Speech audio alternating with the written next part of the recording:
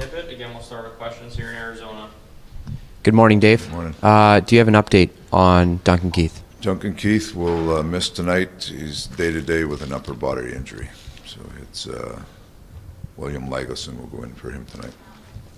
Now, can you talk about the challenge for the three guys on the left side? You mentioned last night the three guys you had last week are not in the lineup now tonight. Yeah.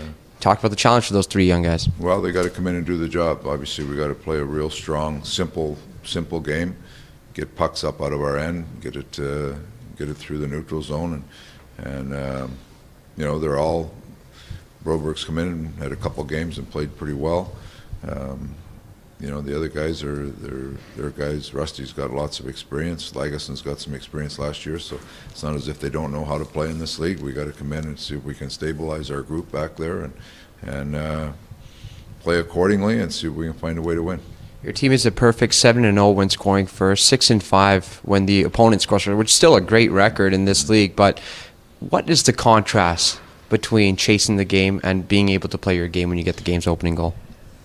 Well, it gives you some momentum, especially on the road. If a team get a goal or two up, then the team that's chasing has to open up a little bit. And when you're in a tight game, you can just continue to play good structure, play sound, and find a way to win. So you start chasing the game, it's the game. You start to take too many chances. The game looks loose, and you're trying to get back in the game. Sometimes it works, sometimes it doesn't. Is there still a sense of specialty of coming back here and coaching a game in Arizona? It's been for a long time now, so there's been lots of changes. There's not many people left when I was around here, so it's a little different. I mean, I still call Arizona home. When in the off season, so there's a nice part about coming that you get to see familiar surroundings. But as far as the hockey goes, it's been a while now. You just kind of when you've been around the league as long as I have, there's a few teams that you have relationships with, but ultimately you're concentrating on the one you're with now, and that's where I am. And going back to the hockey, coming off the loss last night, what would an appropriate start look like for you in the opening 10 minutes? We just got to get out and get to work. We didn't do enough to get to the front of the net. There's some compete battles that we weren't near as strong as we needed to be. Those are the things we've got to establish a forecheck, establish some time in the offensive zone early. And leading up to the game, what is the solution in terms of not chasing the game right out of the gate? What is the solution? Can we pinpoint anything like that? Is it a deal of preparation? It can be different things. It can be you need your goaltender to make a save. You got to stay out of the penalty box. There's some things that come into play that are factors that they take away the percentages of. Or they give the other team the better percentages of taking the lead. So you just got to be strong. You just got to get out and make sure you're solid, doing little things right early, and get yourself going in the game. Two young guys on the back end, important for them for sure to take advantage of the opportunity. Yeah. How important is it for them to not try and do too much? Well, they just have to be a stable game. Our whole team should recognize that. You're missing some key players. You come on the road, you don't have to put on a show for anybody. You have to just play a real strong, simple game, and that's what we'll expect from those young guys. Up front, a lot of changes for you, or is it going to look a lot like, say, last night? We got a couple of injury situations we're looking at here that we just got to clear up, so there might be a couple new bodies in tonight. Looked like Stuart Skinner battled hard last night, too, on goal. Yeah, you know what? They had a lot of pucks just thrown at the net. He made two key saves for us to kind of keep us around the game on a breakaway and a 2-on-1. And it's too bad we couldn't battle a little harder in front of him. Thanks. A few questions on. Yeah, I got one more. Sorry, Dave. We were speaking about young guys. Ryan McLeod, 3 goals in his last 5 games. Mm-hmm. What areas of the game are you seeing a little bit more confidence in from him? I think you just hit the nail on the head. He's playing with more confidence. When he gets the puck, he's looking to do things with it. He's just finding his game at the NHL pace, and he's played very well lately. Do you find that whenever he gets the puck, he's moving more north instead of east and west this time around? He's more confident with whichever direction he's going, but that's one of his strengths. He can transport the puck up through the neutral zone, and it just seems like he has the puck more right now and playing with more confidence. Take a few questions on Zoom. Jason Gregor, go ahead. Dave, you tried Brendan Ferlini for a short period last night in your top six. I assume nothing was going, so I understand that. Will you go back to your normal top six tonight, or are you going to load up McDavid with Draisaitl? Yeah, we'll see. It depends on some injury stuff that we're looking at right now, Jace. But Perlini is a guy. You see him in practice. He scores just about every shot. So you're looking for something to. We're looking for a break. We weren't getting anything around the net. Not much happening in the offensive zone. So you're looking to try to find a shot that might go in. So. We'll see. We've got 2 or 3 things we're looking at here for tonight yet. Okay, and on the back end, will you just slide Lagesson? What are you going to do? Because I'm assuming you're probably not going to play him in key spot with Bouchard. Well, they'll continue to flip around as special teams and situational stuff goes. We've had Broberg with CC, which is they've been okay. Russell and Barry have played quite a bit together, so we'll see how it goes here. Lagesson and Bush could be a pair, but you could see Bush move up and down the lineup also. Mark Spector, go ahead. Tell me about Broberg, Dave. He's only played 2 games, but I know there's a lot of places for his game to go, but his skating has got to be at an NHL level. What do you see in this kid? No, his skating and his poise have been, it's been really noticeable. That's the improvements in his game. I shouldn't say his skating has always been a strength of his, but the poise and just thinking at an NHL level has improved greatly. And I think it's some of it just getting used to the North American style, North American size of rink. He's not putting himself in trouble. The European game, you have lots of time in your own end, lots of space to kind of hold the puck here. He's being smart with it. In the offensive blue line, he's being smart. He's getting pucks through quick. So he's played pretty steady here for 2 games. It's good to see. He's taken steps forward, and there's still lots of room for improvement, but he's taken some steps forward, and he's come in and played. Our situation with the injuries we have, we've asked him to play some pretty good minutes, and he's done very well. So you lose Mike Smith long term, and you get to learn a bunch about Skinner, and it's what you learn pretty good. Yeah. You lose guys. Grover comes in. What you see it, maybe is he better than you thought you see? Is there? There's got to be even the coach going through what you're going through. You got to see some silver lining though, don't you? Well, you find out about people, and until you can always think what players do, but until they get thrown in the situation, you never know how they're going to react. And like you say, we've had some young players come in that don't have a long track record, but have come in and got thrown into tough situations because of the injuries. And it's good to see that they've responded very well. It speaks volumes for the depth that we've got coming there. And they're still young players and lots to learn yet, but their first steps in the NHL here have been pretty solid. Thank you. This concludes Dave Tippett's media availability. All right. Thanks.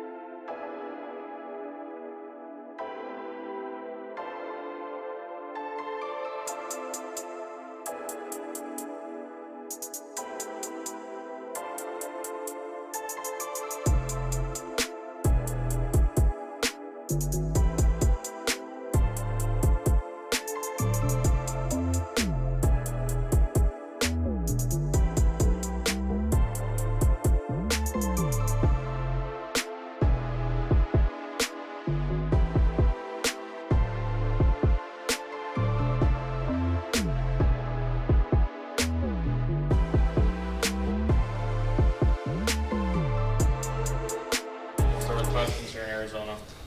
Morning, Connor. 1, how do you assess yesterday's performance? And 2, what are some of the lessons you guys can take from that and apply here tonight? Yeah, obviously not our best effort. I thought thought Dallas played a heck of a game. They were solid all the way through. Didn't give up many chances. We just didn't match the level of compete that we needed to, and obviously for us tonight, we got to up our intensity and our work level. I think this Arizona team's been on a bit of a roll, and they work hard, and you got to work with them. Your head coach has talked about chasing the game a little bit too much in the last couple of weeks. Sometimes you guys have been able to do it, other times not. In this league, can you talk about the difference between chasing the game and being up ahead on the scoreboard and being able to play your game? Yeah, I mean, this is a tough league, obviously, and you can't chase the game most nights. That's not a recipe for success, and we've been doing that a little bit too much on the road here. So obviously, we need to find a way to get up to a good start, and playing with the lead would be nice, but we're comfortable coming from behind. But again, we want to play with the lead. Your team is 7-0 when scoring first this season, 6-5, which is still very good, but not as close as 7-0 when scoring first. What is the solution to getting off to a better start here? Well, it's a good question. I mean, I didn't think our start was necessarily that bad last night. They just found a way to get a power play and get a goal. That's just something as simple as that. Just finding a way to get yourself on the board, and obviously easier said than done some nights. But that first goal obviously is important for us. But it's not the end of the world if we don't get it. But obviously it's nice to play with the lead, like I said. The three guys on your left-hand side on defense from last week are all out with the injury. Can you talk about the adversity that your team is facing, especially losing a guy like Duncan Keith on the back end? Yeah, obviously we're missing some big guys back there. Obviously we're missing Nursey and Dunk and Kooks. I mean, those are all regulars, and we got three guys in there that we're very confident in. Obviously Broby stepped up, and he's stepped in and played very well his first two. Rusty's obviously a guy that has played a long time in this league, and is just a solid guy and brings it every night. And Leggy's had his experience as well, and going to need to step in and play a solid game for us tonight. Can you talk about Philip Broberg a little bit? What elements of the game has he been able to touch? I know Dave Tippett just talked about his composure and poise, and that's kind of exceeded his expectation. What have you seen from 86? Yeah, he's played great. You never really know what you're going to get from a young D-man like that, but obviously he's a big man, and skates so well, and he's good with the puck. So those are some pretty good attributes to have, and he's using those to his best of his abilities, and he stepped in and he's been comfortable. He's looked like an NHL D-man. Another young guy who skates well is Ryan McLeod. He has 3 goals in his last 5 games. What can you say about his contribution since being called up? Yeah, he's been good. He skates well. Transports the puck through the middle. Does a lot of little things right that you usually don't see in a young player. So he's been good for us, and he's finding a way to score some goals, which we could really use. Do you find that he's moving a little bit more north with the puck whenever he gets it on his stick, and not being a little bit more timid east and west? It's north, and that kind of pushes his pace along with your team's? Yeah, I mean, he skates well, like I said, and he's been playing with Fogs and Cass, and those are the guys that want to get up the ice and forecheck and get moving north, like you mentioned. So I think that line's been good, and they've been finding a way to contribute. You're coming off a loss. You have a little bit of a depleted lineup, especially on the back end. Can you talk about what adversity can do for a club? Maybe not in the moment, but in the long term? Yeah, I think going through a little adversity is good every now and then. We've gotten up to a good start. Haven't had too many injuries, so we haven't really faced it too much. But we've been kind of hovering around that 500 for a couple of weeks here, and like you said, mentioned a couple of key pieces on the back end, and a good time for our group to come together and get a big win on the road. With Darnell Nurse, Duncan Keith, Mike Smith out of the lineup, how important is it for the rest of the leadership group to lead by example? Yeah, we're missing some of that leadership group, so the other guys obviously need to step up when other guys are out, but this group has been it's talkative group, and everyone's saying all the right things. So I'm not too worried about that side of it. What type of game do you expect tonight? I think we'd expect a hard-working game. Arizona's a team that has didn't have a great start. They've kind of found their game here the last 4 or 5 games, and it's all work-based. So if you're not going to work hard against this team, you're going to find yourself behind. Perfect. Thanks, Mark. Thanks, Connor. Thank you.